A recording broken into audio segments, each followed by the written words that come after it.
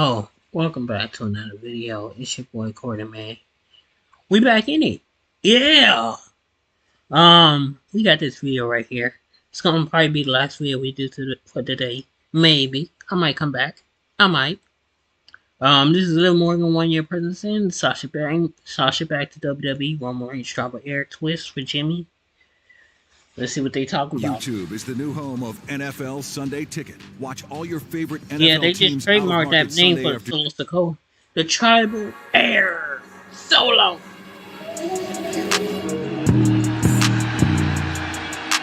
And okay.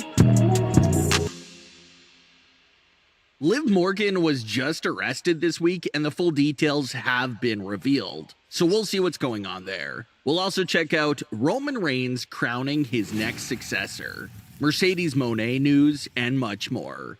Starting off with news of Liv Morgan's arrest, because the official arrest report was just released. Liv Morgan was pulled over and stopped by Florida police on December 14th after they spotted her making a traffic violation of going over double yellow lines.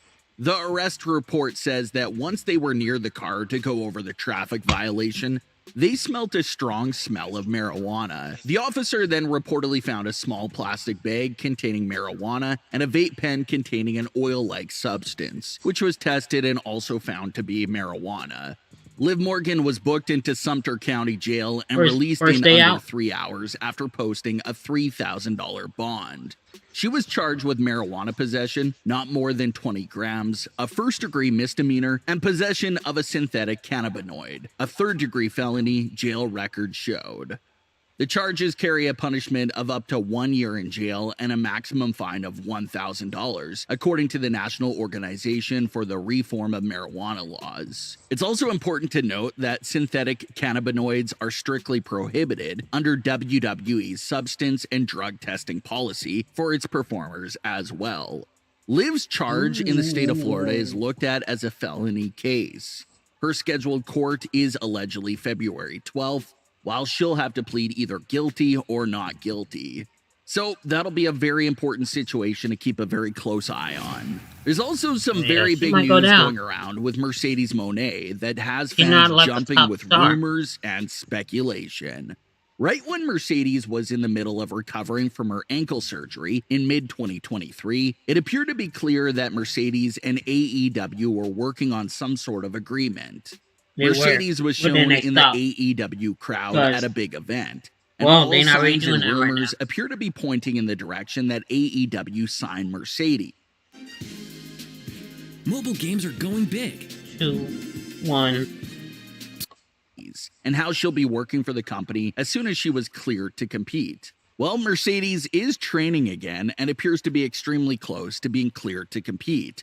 But there's been some massive change to what everyone thought was her immediate future plans in the ring. Reports claim that whatever deal or conversation that Mercedes and AEW had on the table to work with each other is no longer the case, and she won't be signing or working with AEW as soon as she's returning to compete again. So that has fans wondering, what exactly does this mean for Mercedes' future? And if she's not going to AEW, where is she going after all?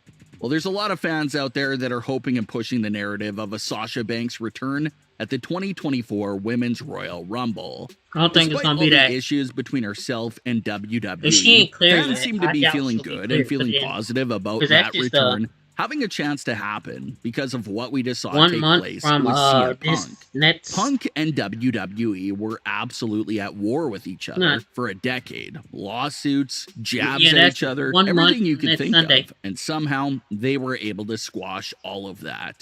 So if they were able to rekindle with CM Punk of all people, then rekindling with Sasha Banks definitely appears to be in the realm of possibility. 1 month from this Sunday. It's still very much a long shot to take place, but the fact that she's nearing 100% and the AEW deal is no longer on the table, it definitely has fans wondering if a return to WWE could be next for Sasha Banks.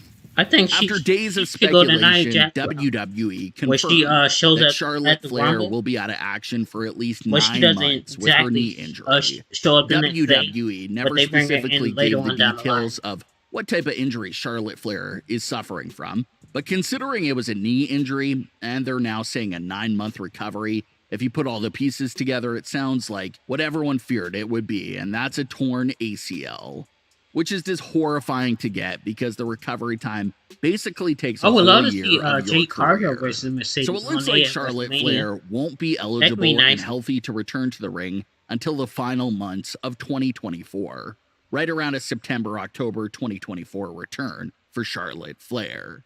Maybe Dang. if they find a non-wrestling role for her, she could return sooner, sort of like what they've done with Dakota Kai over the last few months. But as far as her being cleared to compete, you're looking at late 2024 return for Charlotte Flair. The December 15th edition of SmackDown featured the long-awaited Roman Reigns is return thinking about, of Roman Reigns. And being as done with usual, WWE his after, return brought up a lot of interesting storyline after WrestleMania. continuations. Because there's no Obviously, the talk topic of of who will be renewing the next tribal his chief has contract. been a very popular Yeah. topic of conversation amongst the bloodline in recent months. Originally, the honor was supposed to go towards Jey Uso, but Jey obviously didn't want to have it handed down and promised to him. He wanted to actually pin Roman Reigns and defeat him for the honor, but he lost that match. Jimmy Uso then came back to the bloodline and started acting like he was the next tribal chief in charge of all bloodline operations. I But it feel was like when he kept obviously saying unofficial. that So kind of Roman took it away. is talking about getting ready to announce a successor. And we see Jimmy getting How very can he be a hyped up successor when because you he feels like he's can't the follow only directions? option and that Roman will pick him. But then Roman told Jimmy to come over and congratulate Solo Sikoa for being next in line to be the tribal chief. Jimmy was obviously surprised and disappointed by that decision by Roman Reigns. Now, when it comes to a tribal chief successor, can we actually trust that Roman is willing to pass on the position to someone else? I Well, think by yes. family rule, he probably has to pick a successor. So he's kind of forced to do it. But knowing the character himself, it's very unlikely that he'll just happily hand over the role to another family member. Roman's entire bloodline reign so far has been about manipulating his family members into helping him, but even protecting his throne from them as well, and always looking over his shoulder at them. So sure, he's crowning Solo as the upcoming next tribal chief, but it can just turn out to be Roman's classic way of gaslighting his family and buying himself more time of them being loyal to him.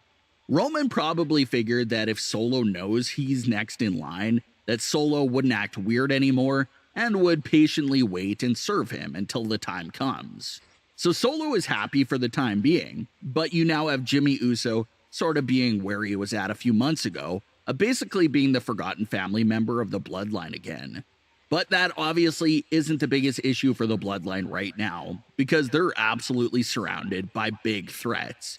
You've got LA Knight, Randy Orton, and now AJ Styles, who are all gunning for Roman Reigns and the bloodline for their own respective reasons. You could argue that in the timeline of events, Randy Orton comes first. Orton was taken out by Roman and the bloodline way back in May 2022, and he's just coming back right now. And then comes AJ Styles. AJ didn't like how Jimmy disrespected Mia Yim, so AJ came after them and was even going to team up with John Cena to take out the bloodline. But they brutally attacked AJ Styles, and that was the reason he's been out of action since September. So in AJ's absence, believe LA that. Knight stepped up I to think he help just Cena went out out because with he the had bloodline. nothing. LA Knight would then earn his title match against Roman Reigns, but has still been out for revenge on the bloodline since they cheated to win at Crown Jewel. So as usual, Roman has his own little family issues going on, but he now has a three-headed monster of main event threats to look out for. And AJ Styles appeared to have turned heel as well during his return by attacking LA Knight. So we'll just have to see if that's a full heel turn for AJ Styles, or if he's just a bit frustrated that LA Knight took the spot that he's supposed to have himself. Despite Roman having 3 potential challengers right now, it just seems like Randy Orton is still the most fitting opponent for Roman Reigns at Royal Rumble. I don't Maybe think so. AJ Styles and LA Knight think, could feud AJ with each Styles other. should've got that And match that's how they Crown get Jewel. temporarily written out of the bloodline Which I can see why situation he's for the taking time out being. LA Knight. So we'll have to see where Roman Reigns' story goes to next.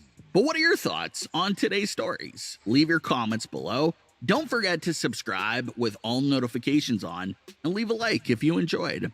Thanks for watching, guys.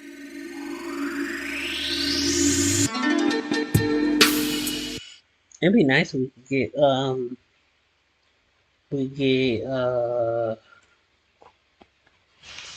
what is it? What am I trying to say? It'd be nice if we could get AJ Styles versus Roman Reigns at Elimination Chamber, or at least on a SmackDown, because I don't think he's gonna be at Elimination Chamber. But anyways, thank y'all for watching.